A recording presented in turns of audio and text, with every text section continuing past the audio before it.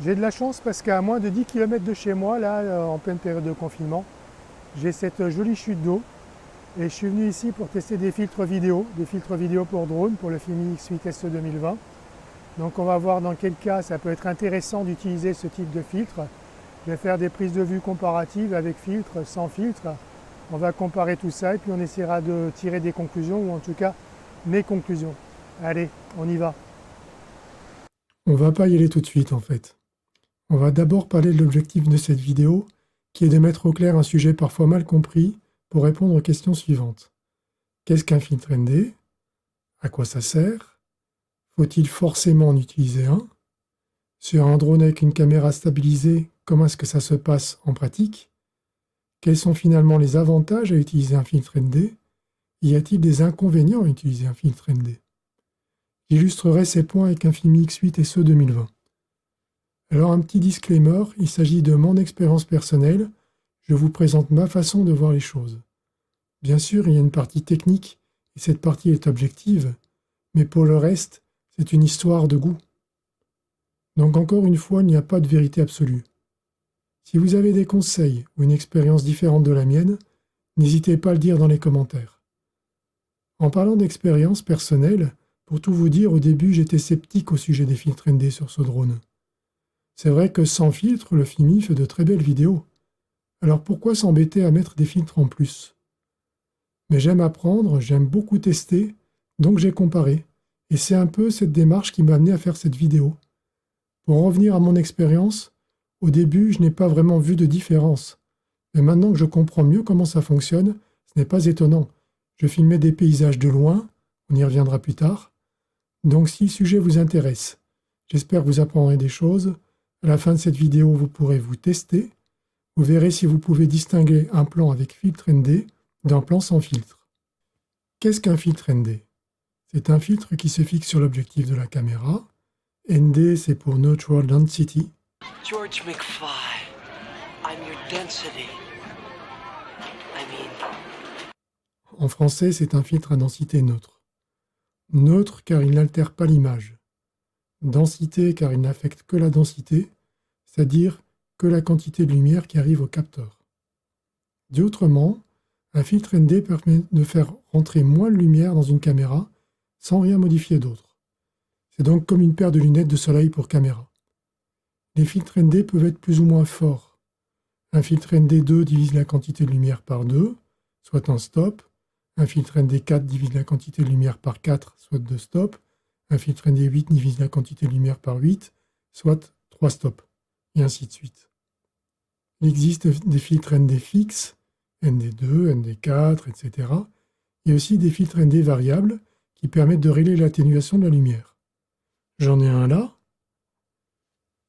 Vous le réglez en faisant tourner une bague sur le filtre.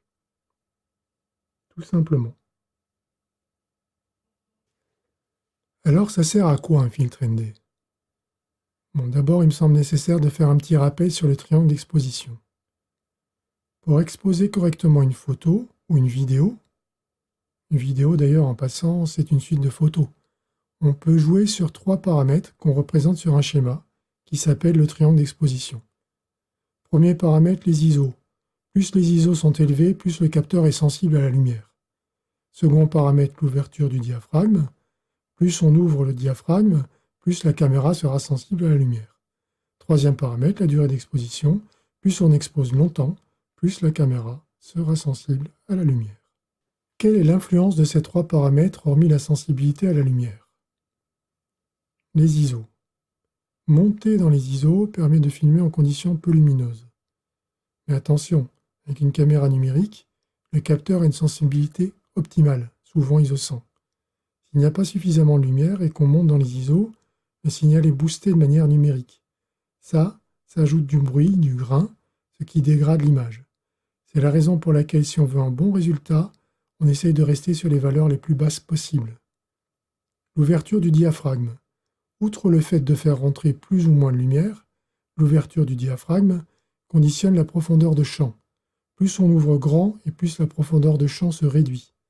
La profondeur de champ, c'est la zone de netteté. Ce qui est dans cette zone est net, ce qui est avant ou après est flou. On le voit très bien sur cette photo où il n'y a que le second garde qui est net. Cette photo, pour obtenir une petite profondeur de champ, a dû être prise avec une grande ouverture. A l'inverse, en fermant le diaphragme, le photographe aurait augmenté la profondeur de champ et progressivement il aurait vu de plus en plus de gardes devenir nets.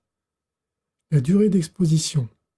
Outre le fait de faire entrer plus ou moins de lumière, la durée d'exposition permet aussi de figer le mouvement, ou à l'inverse, d'obtenir du flou de mouvement, à ne pas confondre avec un flou de mise au point. Un exemple avec une cascade, si j'expose très peu de temps, le mouvement de l'eau sera figé.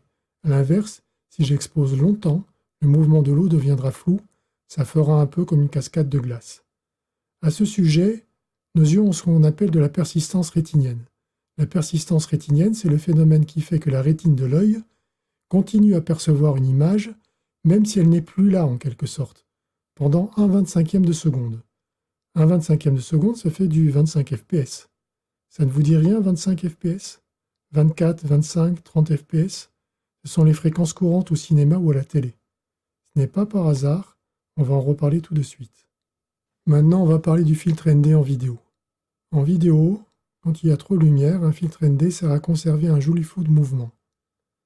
Un léger flou rend bien l'impression de mouvement. C'est la règle des 180 degrés.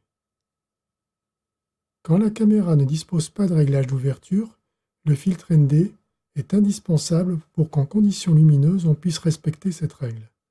Je m'explique. S'il y a beaucoup de lumière, la caméra va choisir l'ISO le plus faible, par exemple ISO 100. Ça, c'est parfait, car c'est là qu'on a la qualité maximale. Mais, car il y a un mais, à ISO 100, l'image sera surexposée. Pour régler ce problème, puisque la caméra ne dispose pas de réglage d'ouverture, elle ne peut faire qu'une seule chose. Elle va diminuer le temps de pause, mais bien au-delà de la règle des 180 degrés. Ça, c'est pas bon, car ça va produire une vidéo qui sera hachée, qui n'aura pas un flou de mouvement naturel, cinématographique. Par exemple, sur le FIMI, ce manque de réglage d'ouverture peut conduire la caméra à utiliser des vitesses d'obturation qui vont jusqu'à 1/8 millième de seconde. 1/8 millième de seconde sur du 30 fps, c'est Matrix. Ça donnera une vidéo avec un look pas du tout naturel. Je vais illustrer ça avec un exemple.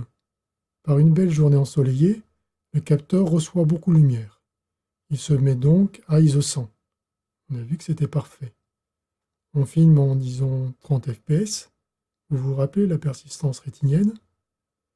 Avec 30 images par seconde, et sans réglage d'ouverture, la caméra, pour ne pas surexposer l'image, n'a pas d'autre choix que de diminuer le temps de pause, disons à 1/240e de seconde. 1/240e de seconde, ça va donner une vidéo saccadée. Pour avoir un joli flou de mouvement, avec la règle des 180 degrés, pour 30 fps, il faudrait 1/60e de seconde. Et c'est là que le filtre ND entre en scène. On le voit parfaitement sur cet exemple d'hélice qui tourne. Ici, il n'y a qu'avec le ND16 que ça devient correct. Autre exemple, je marche derrière une barrière. On voit bien la différence sans ND et avec un ND16. La vidéo du haut, elle a un rendu beaucoup plus naturel. Sur une capture d'écran, la différence est bien visible aussi. Avec un filtre ND16, dans les mêmes conditions, on fait rentrer 16 fois moins de lumière que sans filtre. 16 fois moins de lumière, c'est 4 stops. Pour avoir la même valeur d'exposition, on peut donc ouvrir le diaphragme 4 fois plus longtemps. 1/240e de seconde fois 4, ça donne 1/60e de seconde. Avec 1/60e de seconde, on aura un joli flou de mouvement. Alors vous me direz peut-être qu'on n'a pas besoin de filtre ND car il est possible de jouer sur le réglage EV, Exposition Value. En plein soleil, on pourrait diminuer ce réglage. Oui, on pourrait. Mais comme physiquement la caméra du FIMI a une ouverture fixe, s'il y a trop de lumière, quel que soit le réglage, elle va rester à ISO 100 et augmenter la vitesse d'obturation, ce qui sera préjudiciable au flou de mouvement. Alors qu'il est possible de maîtriser sa caméra avec un filtre ND en réglant la vitesse d'obturation soi-même, en mode manuel, pour respecter la règle des 180 degrés.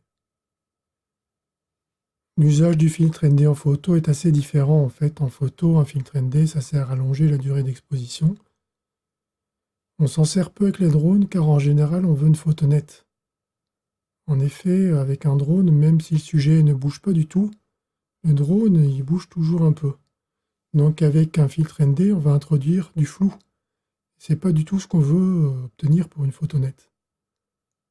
Après, on peut s'en servir pour de la photo plus abstraite en jouant justement sur cette durée d'exposition pour obtenir par exemple des jolis filets. Avec ce que je viens de dire, on pourrait penser qu'il faut toujours utiliser un filtre ND. Ce n'est pas vrai, pour plusieurs raisons. Première raison, si la scène est sombre, on n'a bien évidemment pas besoin de filtre ND.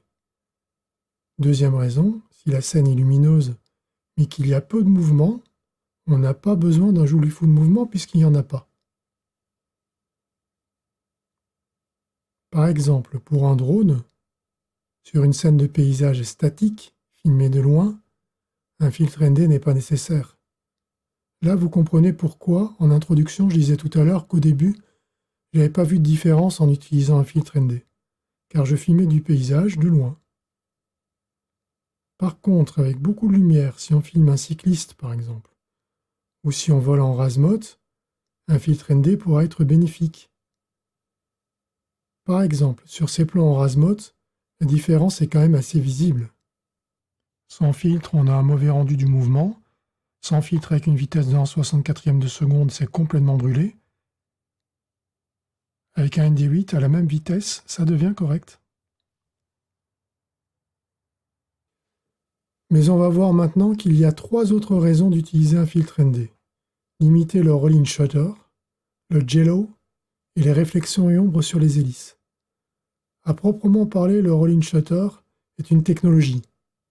Les capteurs CMOS, par exemple, qu'on utilise couramment sur les caméras, et c'est le cas pour le FIMI, ont un obturateur logiciel, certes, mais qui se ferme comme un rideau. Cette fermeture est très rapide, mais elle n'est pas instantanée. Si pendant ce temps de fermeture l'image change, ça provoque des déformations. C'est ce qu'on appelle aussi par abus de langage du rolling shutter. On confond la technologie et le défaut de la technologie. On leur donne le même nom à tous les deux. Voici une excellente explication de ce phénomène. La barre qui descend, c'est le rideau de l'obturateur qui se ferme. À gauche, on a une hélice qui tourne et une voiture qui roule. À droite, on voit ce que ça va donner. C'est complètement déformé. Là, on voit la même chose un petit peu plus lentement pour mieux comprendre.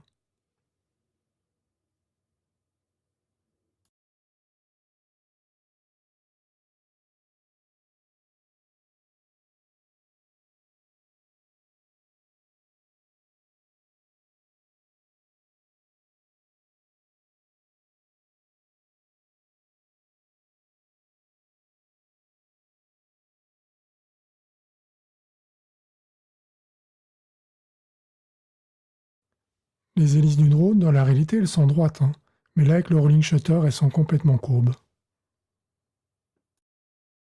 Un filtre ND permet d'augmenter le temps de pause, ce qui provoque un flou de mouvement qui peut atténuer notre perception de ce phénomène.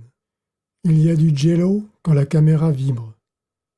Si la caméra vibre, ce qu'il faut faire en priorité, c'est de l'empêcher de vibrer. C'est possible, mais dans une certaine mesure. Il y a des limites. Un filtre ND peut atténuer ces vibrations résiduelles, car il permet d'augmenter la durée d'exposition, ce qui va flouter ces vibrations. Dernier phénomène, on peut avoir également des ombres ou de la réflexion du soleil sur les hélices. Voici un exemple où on a des réflexions d'hélices assez nettes. Bon, on a fait pas mal de théorie, maintenant on va passer à la pratique. La fixation sur la caméra du FIMI, elle est délicate, parce qu'elle n'est pas prévue d'origine par FIMI tout simplement. Il n'y a pas beaucoup de matière pour accrocher le filtre, ça tient, mais c'est très perfectible. On est loin de ce qu'on peut voir sur un Mavic Pro 2 par exemple. C'est pas vraiment pratique à utiliser. Mettre le filtre en place ou le retirer oblige à faire atterrir le drone à chaque fois, et en plus il faut l'éteindre si on ne veut pas forcer sur la gimbal. Donc un filtre ND réglable qu'on pourrait laisser en place à demeure, ce serait vraiment un plus. Voici le set de filtres ND que j'ai choisi, j'en suis plutôt content. Alors comment est-ce que ça se monte ces filtres ND? En fait, à l'intérieur, ici, là, il y a une petite feutrine. Allez, Madame l'abeille ou la guêpe, il y a une petite feutrine. Cette petite feutrine, elle va permettre au filtre ND de tenir sur la caméra. Donc il faut juste venir le placer ici, tenir la gimbal, appuyer, une superbe guêpe ou abeille, vous me direz ce que c'est à côté de moi, et normalement ça tient bien. Alors je dis normalement parce que certains l'ont quand même perdu. Alors peut-être que la feutrine elle se tasse. Donc moi ce que j'ai fait en plus, j'ai imprimé une pièce ici là que j'ai trouvée sur Thingiverse qui vient juste se clipser. Voilà, ça vient juste se clipser dessus. Donc pareil, on tire la gimbal. Alors que j'essuie mon filtre ND. Et normalement, avec ça là, vous ne perdez pas votre filtre ND. Bon, on a vu qu'un filtre ND avait pas mal d'avantages. Est-ce qu'il a des inconvénients? Tout d'abord, un filtre ND est censé être neutre, donc ne pas altérer l'image. Ça, c'est en théorie. En réalité, en fonction de la qualité du verre, ils altèrent plus ou moins l'image. On peut avoir du vignettage ou du flou sur certaines parties de l'image. Dans les très bons filtres ND, il n'y a aucun problème. La qualité de mes filtres me semble suffisamment correcte pour que les avantages l'emportent sur les inconvénients. Après, comme il ne s'agit pas d'un accessoire officiel FIMI, le filtre pourrait gêner les mouvements de la gimbal ou la faire vibrer. En pratique, heureusement, j'ai pas eu de problème. Voici un petit test pour voir si vous avez bien suivi, si vous pouvez reconnaître l'usage d'un filtre ND. Voici deux plans différents, un Razmot et un panorama. Ils sont tous les deux filmés sans filtre ND et avec un filtre ND 16 et une vitesse d'obturation réglée sur 1/64e de seconde. Je n'ai pas mis de légende, j'ai juste appelé les deux versions A et B. Saurez-vous trouver qui est A et qui est B?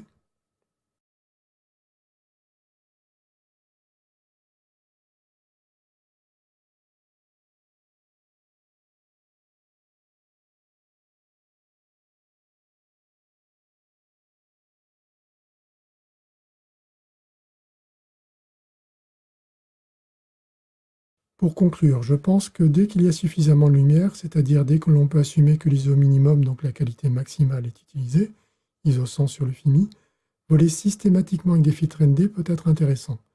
C'est pas obligatoire en fonction de ce que l'on filme, et c'est pas non plus très pratique sur le FIMI, mais ça peut être intéressant. Un ND4 en conditions faiblement lumineuses, un ND8 pour une journée normale, et un ND16 voire un ND32 pour une journée ensoleillée peuvent être intéressants. Après, pour une utilisation loisir, sans prise de tête, c'est peut-être pas la peine de s'embêter avec des filtres ND. Mais si vous voulez quelque chose de plus qualitatif, si vous désirez produire des vidéos rendues plus cinématographiques, oui, c'est clairement intéressant. C'est un peu comme le choix du profil couleur, général ou F-Log. Si vous voulez voler et filmer sans prise de tête, le profil général, il est très bien. Mais si le montage et en particulier la colorimétrie vous intéresse, il peut être intéressant de filmer en F-Log. Bon, ça, je pense qu'on en reparlera dans une prochaine vidéo. Voilà, j'espère que cette vidéo vous a plu. En tout cas, moi, j'ai pris beaucoup de plaisir à la faire. N'hésitez pas à ajouter dans les commentaires vos remarques, vos avis et vos techniques d'utilisation des filtres ND. N'hésitez pas non plus à liker, à partager et à vous abonner si le contenu général de la chaîne vous plaît. Ça m'encouragera à faire de nouvelles vidéos. En attendant, je vous souhaite de bons vols.